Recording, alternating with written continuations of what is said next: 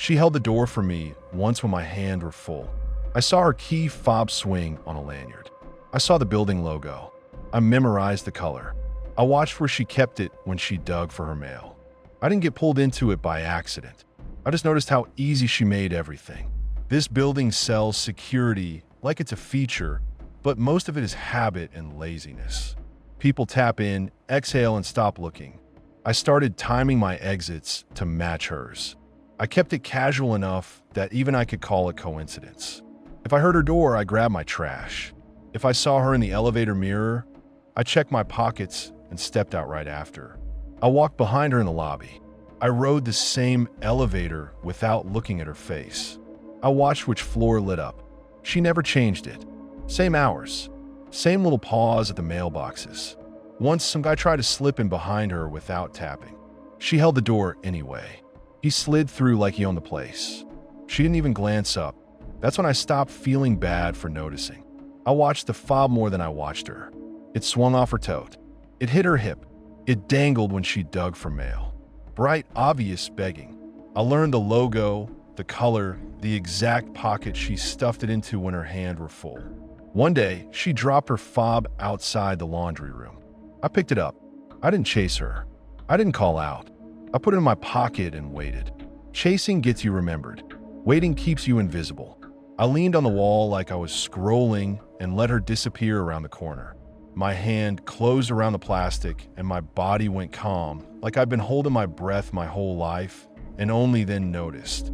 I killed time in the lobby and garage. The front desk guy stared at his screen. The corner camera blinked red and did nothing. I started to understand the real lock on the building was everyone's assumption that nobody would try. I returned it 2 hours later to the front desk like I was a good neighbor. Nobody asked who found it. Nobody checked anything. I sat on the counter and said I'd found it by the laundry room. The desk guy said, "Cool," and dropped it into a drawer without looking at me. That was it. That was the system. After that, I hunted mistakes. Doors that didn't catch. Stairwell latches that needed a hard yank. People who propped doors with their foot and never looked back. I started paying attention to her door too, the way it sounded when it shut. Sometimes it clicked clean. Sometimes it gave that soft, almost click that means the latch bounced. Then I came home late and found her door half shut once. Not open, just not latched. A thin gap quiet inside. I stood there with my groceries, cutting my fingers, and felt my brain flip into this cold focus. I pushed it with 2 fingers and stepped inside like I belonged there. I didn't take the TV. I didn't steal jewelry. I took smaller things. I moved a framed photo a few inches so it didn't line up with the table edge. I swapped 2 mugs in the cabinet so the chipped one sat up front. I took a hair tie from the bathroom trash and put in my pocket anyway. I sat on her couch and opened her streaming app because she never logged out. I let an episode play low just to hear her speakers working for me. I opened her drawers and read her life in scraps. Receipts, return labels, a cheap planner, a stack of unopened mail she'd shoved under a bowl. I opened her medicine cabinet and read labels. Refill dates, dosages, the kind of stuff that tells you when someone runs out of money and when they panic. I hated how much that felt like power, and I liked it anyway. I left, pulled the door shut, and made sure it latched like I was doing her a fucking favor. Then I walked back down the hall and nodded at a neighbor dragging a dog like nothing happened. I came back again a week later. Same quiet, same smell, same power in my hands. The second time wasn't luck, it was choice. I moved faster. I took a receipt from her trash and folded it small. I took a keychain off her counter and replaced it with a coin from my pocket so the counter still looked right. I even nudged the couch pillow an inch, just enough to make her doubt herself. Then I left. She started posting about feeling off in her apartment. She wrote it in the building group like she was trying to laugh it off, like, maybe I'm just tired, but stuff keeps moving. People tore into her. One neighbor said she was paranoid. Another said she was making the building look bad. A woman on the 3rd floor called her dramatic and told her to buy sage. Somebody else blamed maintenance like that made it better. They argued in public like it was a sport. She deleted the post, then put it back up the next day with screenshots and a longer rant, like she needed witnesses. A guy in the comments told her, flat out, that if she was that scared, she should call the cops. Another person jumped in and said the cops won't do anything without proof. Then the third-floor woman snapped that she was sick of crazy people in the building.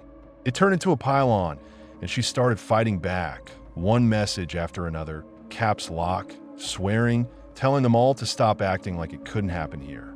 I watched it like it was a fight in a bar, and I felt that same calm settle in again, like my body had learned the shape of her fear. Then she bought a camera. I saw it through the crack when she opened her door. Little lens aimed at the entryway, red light blinking. She mounted it crooked at first, took it down, mounted it again. I heard her mutter and slam the door and reopen it. She stood in the hallway stabbing at her phone, trying to connect it. She looked exhausted and pissed and alone. I didn't feel sorry. I stood in the stairwell and watched that red light blink through the gap until my eyes went dry. On the third night, while I was standing there, a neighbor pushed the stairwell door open and caught me. He looked me up and down like I'd left a smell. He asked why I was lurking. I told him I was on a call and didn't want to wake my roommate. He said, "This isn't a hangout," and told me he'd report it. I told him to go ahead. He walked away, still staring at me like he wanted to fight. My hands shook after he left, not because I felt guilty, but because I hated being reminded I was visible. She went to the front desk too. I was by the mailboxes when she leaned over the counter and demanded footage. The desk guy shrugged like she'd asked him to solve world hunger. He told her to file a report. She told him she couldn't file a report on a feeling. He told her, louder, that she couldn't accuse residents. She snapped that she wasn't accusing anyone. She was asking for help. He told her to email management. She walked off shaking, and nobody in the lobby said a word to her. Her camera didn't last. Either the battery died, or the Wi-Fi dropped, or she never set alerts. The red light slowed, then stopped. I waited until it died. I went in again. I didn't wander. I didn't sit. I grabbed one small thing and left. I took that keychain I'd already stolen, held it for a second in her hallway like it proved something, then shoved it back into my pocket and shut the door. I left the rest untouched because I wanted the fear to stay vague. If she can't name it, she can't aim at it. After that, she escalated. New lock. Door breche. One night, she taped a strip of paper across the seam like a trap. I watched her do it from the end of the hall. She pressed it on with shaking fingers and stood there breathing hard like she'd finally taken control. The next morning, she ripped it herself when she left, then stopped in the hallway and stared at the torn strip like it was evidence. Her face went gray. She went back down to the desk and demanded cameras again. The desk guy got pissed and told her the cameras didn't cover private doors and he couldn't help her. She started crying right there, then wiped her face fast like she hated herself for it. A guy waiting for packages muttered that she was crazy. She spun on him and told him to shut the fuck up, then grabbed her mail with shaking hands and bolted for the elevator. After that, she walked the halls like she expected hands to come out of the walls. She stopped smiling. She stopped holding doors. She flinched when the elevator chimed. She still didn't look at me. Not really. People don't want to lock eyes with a threat when they can't prove it's real. She still walks past me sometimes and smiles like I'm just another face in the building. She has no idea I know her shampoo, her meds, her budget, her weak locks, the sound her floor makes by the kitchen. I know the pop near the sink. I know which drawer sticks. I know which mornings she rushes and forgets the deadbolt. And I keep looking normal. I nod in the elevator. I complain about packages with everyone else. I hold doors and get thanked like I'm decent. Nobody wants to believe the creep already lives here. I keep living normal. I keep holding doors for people. I keep my trophies small so nobody notices they're gone.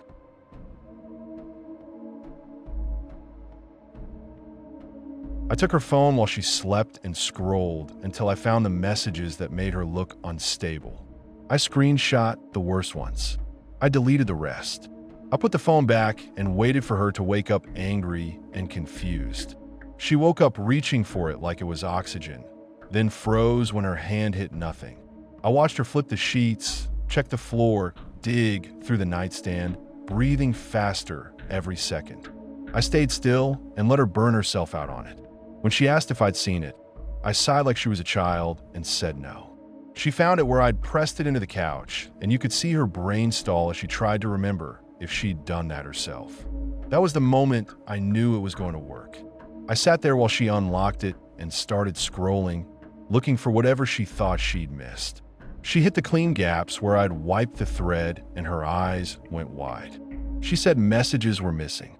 I told her she probably deleted them, like she always did when she got overwhelmed, then forgot. I didn't yell. I didn't swear. I kept it gentle. I kept it boring. That's what makes people doubt themselves. I pushed her all week. I moved her keys and watched her tear the couch apart.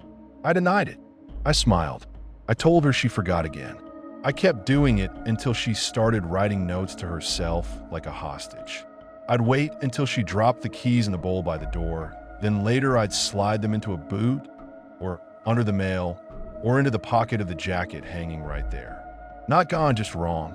She'd drop to her knees and start ripping through the cushions, muttering, then swearing, then crying without letting the tears fall. I'd sit on the arm of the couch and tell her to breathe, tell her she was making it worse, tell her she needed to stop accusing me of things. She started checking the locks twice, then 3 times, because she couldn't trust her own hands. She started asking me to watch her put things down like I was a referee. I nod, wait, and then move it anyway the next time she turned her back. By Wednesday, she had pictures. Keys in a bowl, wallet on the counter, meds by the sink, a photo of the stove knobs, like she was afraid she'd burn the place down and forget. She'd shove a screen in my face, and I'd look for half a second and shrug. I told her pictures didn't prove anything because she could have taken them and then moved the item and forgotten. I told her stress makes you do dumb things. I told her she'd been different lately. I told her maybe she should talk to someone. That one made her snap at me, so I snapped back. Not loud, just sharp. I told her she was ungrateful, that I was the only one dealing with her, that I couldn't babysit her fucking memory. She started leaving sticky notes everywhere anyway. Dates, times, little bullet points. She wrote in thick marker like she was trying to hammer the words into the wall. I peeled one off while she showered and dropped it in the trash. Later, when she stared at the blank spot, I asked why she'd taken it down. She looked at me like she wanted to hit me and couldn't decide if that was real either. The fights got uglier because I kept cornering her with tiny losses until she had nowhere to put the rage. Twice she tried to leave. Not some movie scene, just grabbing her backpack and moving fast like she could outrun the feeling. Both times she got stuck looking for something I'd nudged out of place. Her ID, her charger, her fucking shoes. She'd dump the bag, shake it, check pockets that were empty, check again. I'd stand in the doorway and block her with my body and my calm voice. I'd tell her she was spiraling, that she was scaring me, that she was acting irrational. If she raised her voice, I'll lower mine more. I made her feel loud. I made her feel crazy. On Friday, she finally exploded. She stood there shaking and said she couldn't do this, that she couldn't tell what was real, that I kept making her feel like she was losing her mind. Then she said the one sentence I needed, the stupid throwaway people say when they're cornered, that she didn't want to be here anymore. She tried to pull it back immediately, but I held on to it like a handle. I repeated it back to her, slower, like I was afraid to say it out loud. That's when a mug happened. She grabbed it off the counter and threw it at the wall. I filmed it. I didn't film the hours before it. I only kept the part where she looked dangerous. The mug hit the backsplash and exploded into white shards across the tile. She screamed like she'd scared herself. She saw my phone up and lunged for it, not to hurt me, just to stop it. I yanked my arm back and let her stumble into frame so it looked like she was coming at me. I kept recording while she begged me to stop, while she tried to explain that I'd been pushing her, that I'd been lying. It didn't matter because the camera only cared about what it saw. When she finally backed into the bedroom and slammed the door, I stopped. I had enough. I called her sister and acted worried. I sent the video. I said I was scared to leave her alone. I said she talked about ending it. She didn't. I didn't care. I sent screenshots too. The ones I'd saved earlier, the frantic texts where she sounded unstable without context. I deleted the ones where she sounded clear, where she wrote she was scared, where she wrote I kept denying things that were happening. Her sister asked questions, and I answered like I'd been walking on eggshells. I said I didn't want to betray her trust, but I was afraid she'd do something. I said I couldn't handle another night of this. They came fast. 2 cops, then an EMT. She tried to explain. She cried. I stood back and nodded like I tried everything. I handed them the proof from my phone. I left the mug shards on the floor like stage dressing, and I kept my hands visible like I was the reasonable one. She started talking too fast, jumping from missing keys to deleted messages to notes on the fridge, trying to make fucking strangers understand a whole week of little cuts. One cop asked if she'd been drinking. She said no. The EMT asked if she was hearing things. She said no. She said she wanted to leave me. She said she wanted them to make me stop. I watched the room tilt against her. The more she insisted she wasn't crazy, the crazier she sounded to people who'd already decided what the story was. They asked me if I was afraid of her. I hesitated on purpose, then nodded once. I watched her face break when I did that. They told her they needed to take her in. She backed away. She grabbed at the counter like it could anchor her. She tried to show them the notes, the photos, the proof she'd made for herself. They didn't want her proof. They wanted mine because mine came with a calm voice and a clean video. They took her. She fought the gurney straps. She screamed my name once like a mistake. Her wrists went red under the straps. The EMTs told her to breathe, and she spit out words anyway, fast and broken, try to reach anyone.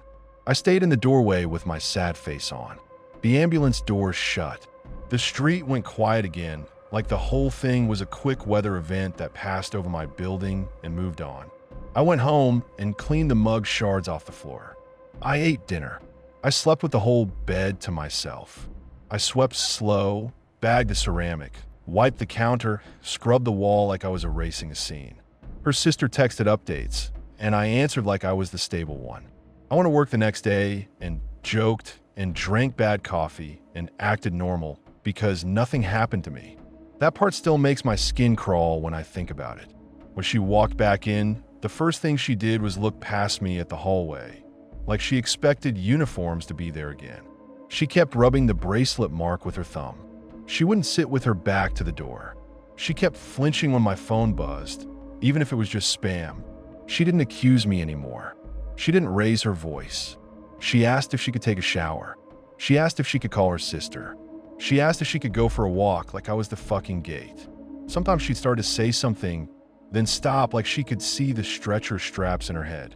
I'd keep my face neutral and let her stop herself. She cleaned the apartment without being asked. She left her sticky notes up but stopped writing new ones. She hid her phone when she slept. When she apologized, it sounded like she was reading a script. When she laughed, it sounded like she was checking if it was allowed. She got out days later with a paper bracelet mark and a new fear in her eyes. She stopped arguing after that. She started asking permission for everything. I built that silence, and I still live inside it like it's mine.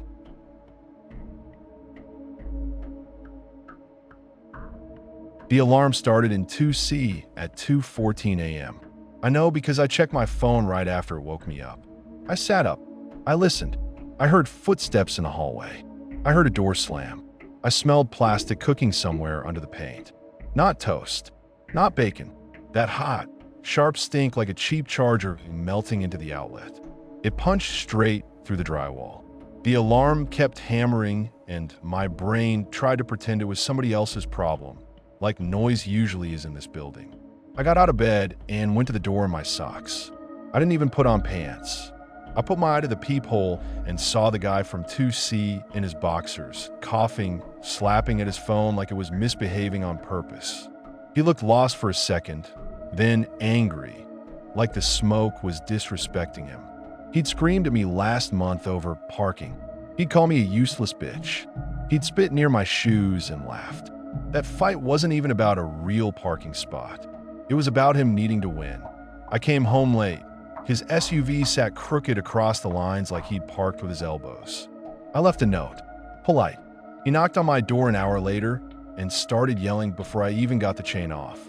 He did it right in the hallway where everyone could hear, like he needed an audience. He leaned in too close, spit flying, and when I told him to back up, he smiled like I'd given him a gift. Useless bitch, he said slow. Then he spit at the floor by my shoes, laughed, and walked away like he'd done something clever. After that, he kept doing little shit. Parking worse, slamming his door harder, staring through me in the lobby like I was furniture. I complained once, and management sent that soft, coward email about neighborly respect. He got bolder. I got quieter. I started holding my keys like a weapon when I walked from my car. So when I saw him now, half naked and choking, the first thing that hit me wasn't compassion.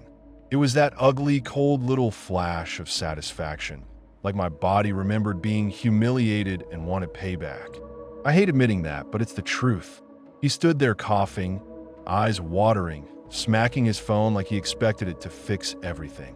He looked up and down the hall like someone was supposed to appear and handle it for him. Then he ran back inside. I could have hit the building alarm. I could have called 911. I could have pounded doors. I did none of it. I stood there and waited for someone else to become the adult.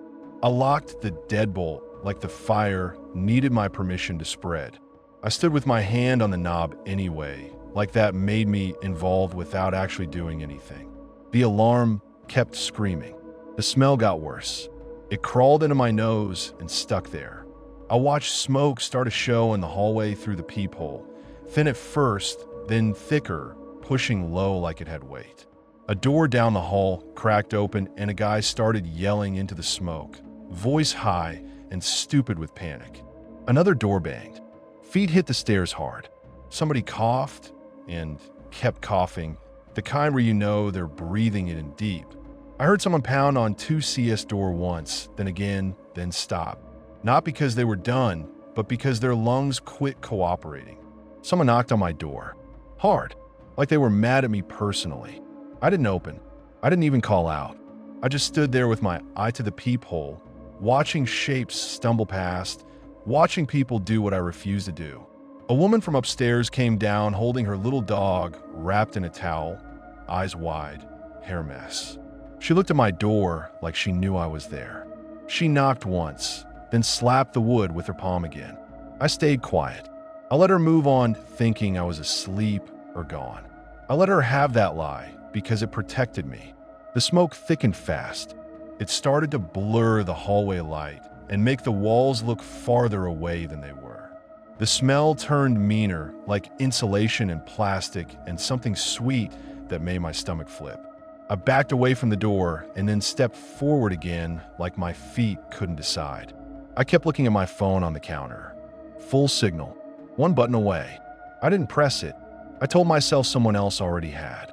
I told myself the alarm system automatically calls for help.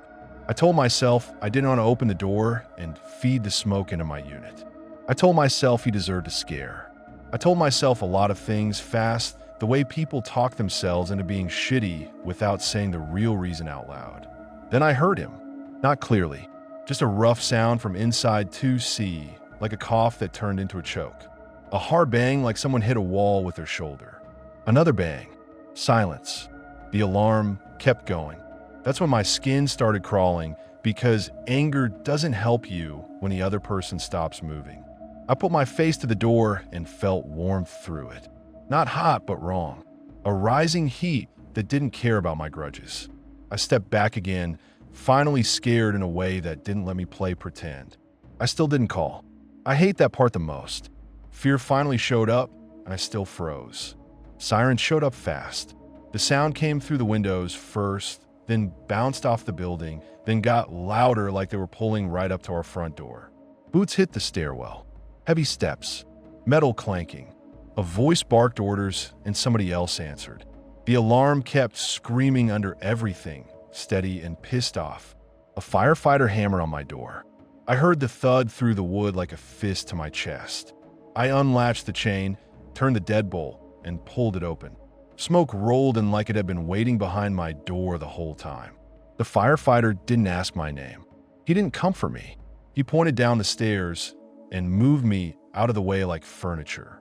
His mask hid his face, but I could see his eyes, focused and tired, like he'd seen 1,000 people stand around useless. They moved down the hallway fast. One carried an axe. Another dragged a hose line. They didn't chat. They didn't waste words. They went straight for 2C. The axe hit the door frame, and the cracks sounded like a bone breaking. The door gave and smoke poured out thicker, darker, angry. Heat washed down the hall and hit my face. I tasted it. My eyes burned. Someone behind me started crying and then coughing so hard they bent over. The firefighters disappeared inside 2C. A minute passed, maybe 2. Time went stupid. The alarm kept drilling into my skull. I clutched the railing on the stairs because my legs wanted to fold. I kept staring at that torn open doorway like I was waiting for him to come out and start yelling again about parking, like this could still turn back into something petty and normal. They dragged him out later, limp, face gray, mouth open like he'd been trying to breathe the walls. His arms hung wrong. His head lolled. His skin looked dull, like all the color got sucked out of him. For a second, I thought his eyes were open and aimed right at me, and my stomach dropped so hard I nearly threw up. They laid him on the landing and worked on him fast, hands moving like they were fighting a clock I couldn't see. Someone snapped at the neighbors to back up. Somebody tried to step closer, and a firefighter shoved them away without even looking. The woman with the dog screamed at someone to do something, like the firefighters weren't already doing it. Another neighbor started swearing at management, calling them cheap, saying the alarms never work right, saying this was going to happen eventually. The manager stood there in sweatpants looking offended, like the building was embarrassing him. Outside, the air hit me cold and clean, and I sucked in too hard and coughed anyway. The street filled with flashing lights. People stood in clumps in pajamas, angry and scared, talking over each other like noise could fix anything. Someone kept insisting they smelled smoke earlier and nobody listened. Someone else kept saying they heard the alarm and thought it was a car. A guy I barely knew kept shouting that the building needed to be sued. Everybody wanted to be the person who cared. Everybody wanted to be the person who noticed. Nobody wanted to be the person who did nothing. A cop started asking questions. Quick, bored, already writing the story down in his head. They asked who heard the alarm first. I said I slept through it. I said I woke up when the firefighters knocked. I said it like it was nothing. I watched the words leave my mouth, and I didn't even flinch. I didn't stutter. I didn't choke on them. The lie came out clean. That's what scared me more than the fire. How easy it was. How my brain protected me without asking if I deserved it. They loaded him into the ambulance. The doors shut. The lights washed over the building one last time, and then it pulled away. People kept talking. People kept blaming. People kept telling each other what they would have done. I stood there and stared at the dark windows of 2C, trying not to think about the moment I saw him in the hallway, and let my grudge do the talking for me. We went back inside later. The hallway stank. The walls looked dirtier. 2C's door sat busted and crooked. Management taped up a notice the next morning about outlets, and power strips like this was a lesson plan. Neighbors left a couple of sad flowers by his door and then stopped. People forgot faster than they admit. The building kept being a building. Elevators broke. Packages got stolen. Somebody played music too loud. Life rolled on because it always does. I still live here. I still complain about noise. I still nod to neighbors in the lobby. Every time the hallway smells like burnt toast, my body remembers the choice I made and how easy it felt to let someone choke for a grudge.